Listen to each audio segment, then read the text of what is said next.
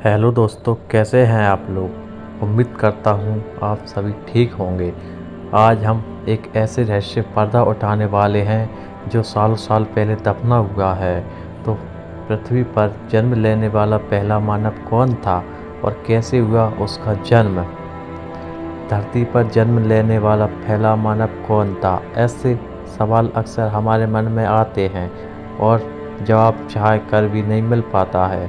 लेकिन इस बात को नहीं नकारा जा सकता है कि आखिर वह मानव कौन था जो सबसे पहले इस धरती पर आया, जिसके आने से इस धरती पर घर बनी। इस सवाल का जवाब हमने ढूंढ निकाला। कई मान्यता को पढ़ते हुए हमने जाना कि वैसे मानव की रचना हुई है। आइए जानते हैं पूरी कहानी।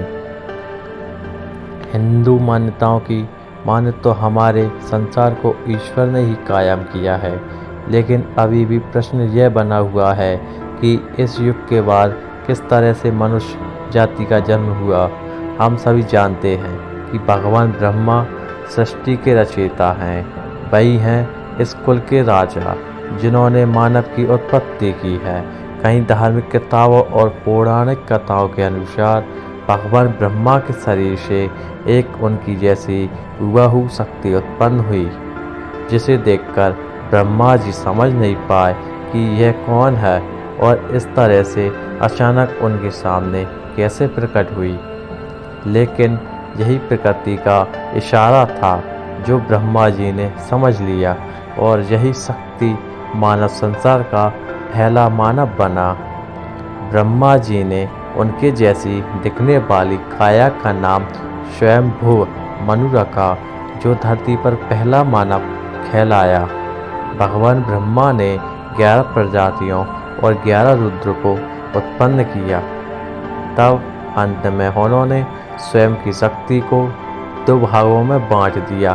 पहला भाग मनु के रूप में और दूसरा भाग शतरूपा के रूप में निकलकर सामने आया।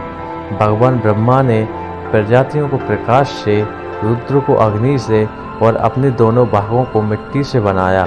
इसलिए मानव को मिट्टी की काया कहा जाता है। हमने आपको बताया कि सबसे पहले धरती पर मनु आए और फिर स्त्री रूप से शतरूपा।